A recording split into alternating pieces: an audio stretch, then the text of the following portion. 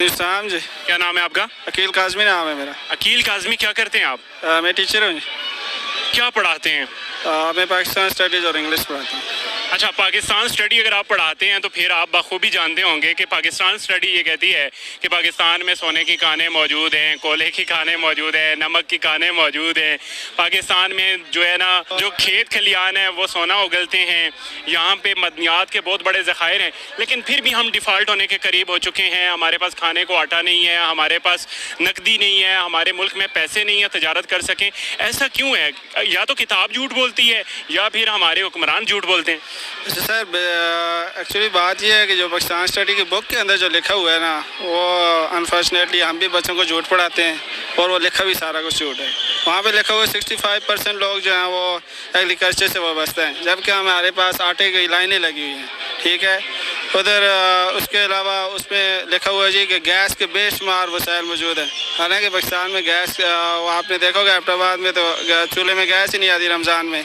इसी तरह वहाँ पे लिखा हुआ है जी पाकिस्तान में कोयले के बड़े ज़खायर हैं, उसके और बहुत सारे जिस तरह थर से वो कोयला वगैरह निकलता है, वहाँ पे बहुत बड़े ज़खायर हैं जी, लोहे के बड़े ज़खायर हैं जी, सोने के बड़े ज़खायर हैं। लेकिन एक्चुअली हमें रियलिटी में ऐसा कुछ भी नहीं मिलता। मतलब हमारे मौरख ने झूठ लिखा है किताब के अंदर।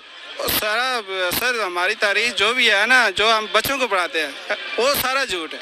बाकी जो मौरख लिखता है वो तो हम किसी को बताते ही नहीं है। अच्छा, ये बताएं कि भारत के बारे में कितना जानते हैं आप?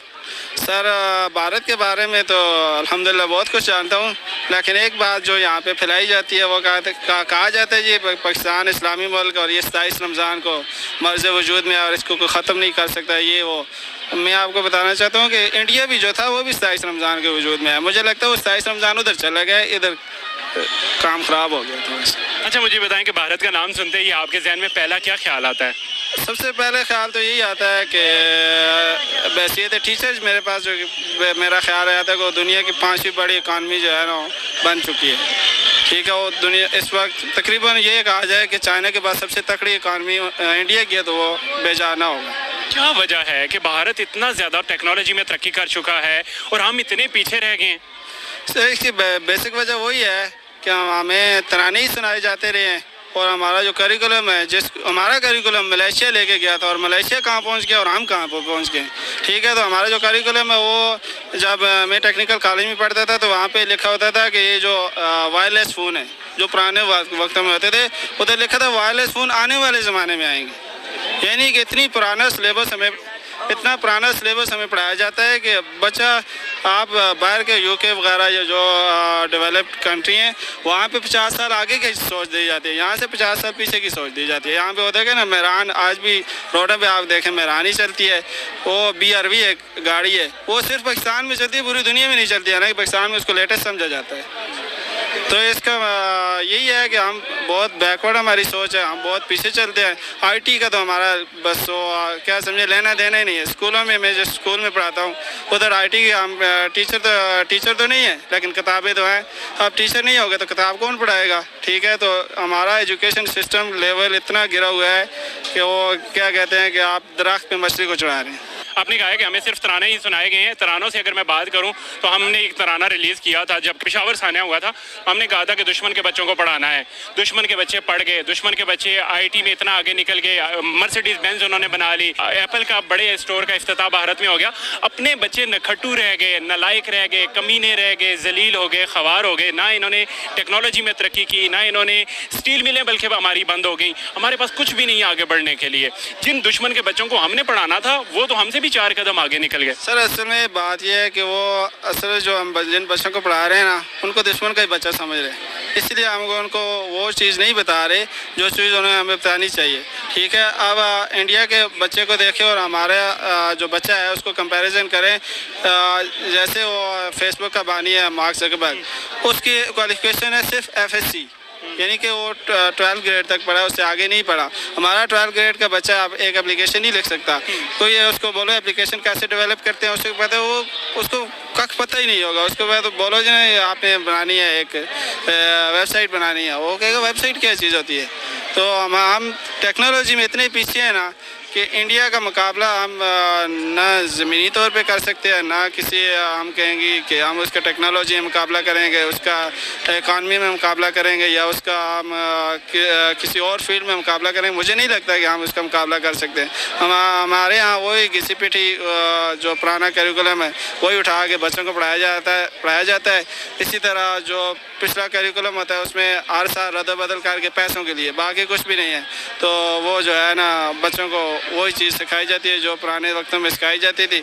और उसके अलावा फिर एक बात कंट्रोवर्शियल बात यह है कि हमें जन्नत तो हमें ही मिलेगी, वो तो हैं ही काफिर, उनको कुछ भी नहीं मिलना, वो तो जन्नत में ही जाएंगे। अच्छा, एप्पल ने अपने मेगा स्टोर का जो है इफ्तिताह भारत में कर दिया और अनकरीब वो दूसरे एप्पल के बड़े स्टोर का इफ्तिताह करने जा रहा है, जबकि हमारे साथ ना कोई कंपनी ट्रेड करना चाहती है, ना कोई इंटरनेशनल कंपनी हमारे मुल्क में आकर बिजनेस करना चाहती है, ना कोई हमें मुल्क कर्जा दे रहा है। इसकी बड़ी वजह क्या है कि भारत जो है वो टेक्नोलॉजी में महारत हासिल करता जा रहा है, बड़ी बड़ी कंपनियां वहाँ पे अपना पैसा इन्वेस्ट कर रही हैं। कामयाबी की क्या ज़मानत आपको लगती है कि भारत के पास ऐसी क्या चीज़ है जो वो हर रोज़ कामयाबी के झंडे गाड़ रहे हैं? सर, इस कामयाबी की ज़मानत यही है कि जब तक आपके मुल्क का पोलिटिकल सिनेरियो स्टेबल नहीं होगा या आपकी इकानमी स्टेबल नहीं होगी, कोई मुल्क आपके मुल्क के अंदर इन्वेस्ट नहीं करेगा। दूसरी बात यह है कि हमारे पोलिटिकल जो गवर्नमेंट होती है उसके अंदर इंटरफेरेंस आपको पता है किसकी है। अगर वो इंटरफेरेंस ख़त्म हो गई तो हमारा मुल्क इंशाल्लाह तरक्की करेगा। हमें 75 साल है कि चीज़ ट्रक की बत्ती के पीछे लगाया गया है जी, हम कश्मीर आज़ाद करेंगे, हम फ़लस्तीन आज़ाद करेंगे, हम ग़ज़वा हिंद लड़ेंगे, हम कहाँ ग़ज़वा हिंद लड़ेंगे, आटे की लाइनों में लड़कर खड़े होकर ग़ज़वा हिंद लड़ेंगे। इसी तरह हमें कहा जाता है जी कि हम 27 रमज़ान को मर्ज़ वजूद में हम जी दुनिया इस्लाम का कला है जी, और ख़ाक दुनिया का इस्लाम का कला है। जो जब बंदा गरीब होगा, जब बंदे को खाने के पास कुछ भी नहीं होगा, उसे एटम बम का क्या फ़ायदा, या उस इस्लाम के कला होने का क्या फ़ायदा कि जब आपके पास खाने को कुछ नहीं होगा। जब कौम भूखी होगी तो वो फिर कुछ भी नहीं कर सकती। दूसरी बात यह है कि इंडिया के अंदर उनकी इकानमी इतनी इस्टेब्लिश है कि हर बंदा जो है ना वो वहाँ पे इन्वेस्ट करना चाहता है। यहाँ पे वो आपने सुना ही होगा टोयोटा कंपनी ने बंद करने का ऐलान कर दिया। इसी तरह बाकी कंपनीज जो हैं वो आहिस्ता आहिस्ता बंद हो रही हैं। वीवो वालों ने अपना वो जो था उन्हें असेंबल का हाल जो था वो बंद कर दिया। इसी तरह बहुत सारी कंपनियाँ, अगर इकानमी का यही हाल रहा हो जिस तरह मियाँ साहब कह रहे थे कि अगर डॉलर 500 का हो गया तो बस मुल्क का बेड़ा ही गर्क है। जब तक इस मुल्क के पॉलिटिकल सिनेरियो स्टेबल नहीं होता तब तक इस मुल्क में कुछ भी नहीं हो सकता। और तो पॉलिटिकल जो गवर्नमेंट है स्टेबल तभी होगी जब कोई और हाथ निकालेगा इसमें से। इकोनॉमी की आपने बात की है, तो जैसा कि आपको पता है कि भारत का जो रुपया है या भारत का जो पैसा है वो 19 ममालिक में जो है वो यूटिलाइज हो पाएगा, जबकि हमारा 75 का जो नोट है वो अपने ही मुल्क में नहीं चल रहा, उसको बंद करना पड़ रहा है हमें। ऐसा क्यों? सर, ऐसे इसलिए है कि दुनिया ये नहीं देखती। फॉरेन पॉलिसी बनती है आपकी इस बेस पे है कि आपका मुल्क का क्या फ़ायदा है। ठीक है, हमारे यहाँ देखा जाता है कि अमेरिका का क्या फ़ायदा है या किसी और मुल्क का क्या फ़ायदा है। हमारे यहाँ अपना इंटरेस्ट नहीं देखा जाता। इंडिया वाले अपना इंटरेस्ट देखते हैं। माशाल्लाह जब लियाकत अली ख़ान साहब को रशिया और चाइना अमेरिका ने दोनों ने दावत दी थी तो रशिया के बजाय अमेरिका चले गए थे और 25 या 30 दिन उन्होंने वहाँ पे गुजारे थे। लेकिन अमेरिका ने जो इंडिया था वो उस वक्त भी न्यूट्रल रहा था। उसने कहा जी ना हम अमेरिका के ब्लॉक में शामिल होते हैं या ना रशियन ब्लॉक में शामिल होते हैं। वहीं से उनकी तरक्की शुरू हो गई थी और हमारी वहीं से पस्ती शुरू हो गई थी। हम तो कैपिटलिस्ट हैं, हमारे यहाँ अमीर तर होता जाएगा और गरीब तर होता जाएगा। जबकि आप इंडिया में देखें, इंडिया में जो लोग जो छोटे छोटे बच्चे भी हैं आप उनको हमारे यहाँ क्या होता है, हम 12 बच्चा पढ़ता है, 10-12 पढ़ता है, फिर कहता है गवर्नमेंट नौकरी हो और 20 साल तक गवर्नमेंट नौकरी उसको मिलती ही नहीं है। इंडिया वाला छोटा सा बच्चा क्या है, मैट्रिक करता है, उसके बाद IT की फील्ड में घुस जाता है, उसके बाद वो अपना खुद जो है ना वो कमा रहा होता है उसको।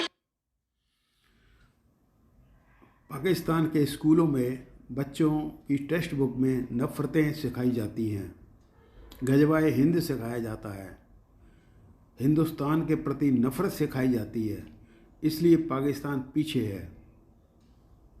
कोई गवर्नमेंट नौकरी की ज़रूरत नहीं होती। यहाँ पे क्या है, यहाँ पे हर बच्चा जो है मैट्रिक करता है, उसके बाद क्लास 4 की लाइनों में लगा होता है या PhD। आजकल आप देखें PhD लोग क्लास 4 का जब टेस्ट हो रहा होता है ना उसमें लाइनों में लगे होते हैं। हमारा ये हाल है हमारा हाल तभी ठीक होगा। मैं फिर कह रहा हूँ, जब तक हमारा एजुकेशन सिस्टम ठीक नहीं होगा और हमारे कुछ और इदारे ठीक नहीं होंगे तो हम ठीक नहीं हो सकते। आखिरी और इम्पोर्टेंट सवाल, इंडिया ने मर्सिडीज बेंज अपने बैनर तले बना एजुकेशन सिस्टम भ्रष्ट है पाकिस्तान का, बिल्कुल गलत रास्ते पे चल रहा है वो, और इसलिए उनको गलत शिक्षा दी जाती है वहाँ के बच्चों को। कर एक नया रिकॉर्ड कायम कर दिया, जबकि हमारी टोटा कंपनी जो है पाकिस्तान से अपनी कंपनी को बंद करके यहाँ से जा चुकी है कि यहाँ पे मुझे लॉस हो रहा है। क्या वजह है कि पाकिस्तान आज तक अपनी स्टील मिलें सही तरह स्टेबल नहीं कर पाया, जहाँ गाड़ियाँ बनती, जहाँ गाड़ियों की मैन्युफैक्चरिंग होती, अच्छी व्हीकल्स तैयार होती, जबकि इंडिया इलेक्ट्रिक मर्सिडीज बेंज इक्वे के बैनर तले बना के उसको 850 किलोमीटर चलाया जा सकेगा बिजली पे। यानी एक चार्ज करेंगे हम, इस्लामाबाद से लाहौर जाएंगे और लाहौर से वापस बैक इस्लामाबाद आएंगे तो उसकी चार्जिंग चलेगी।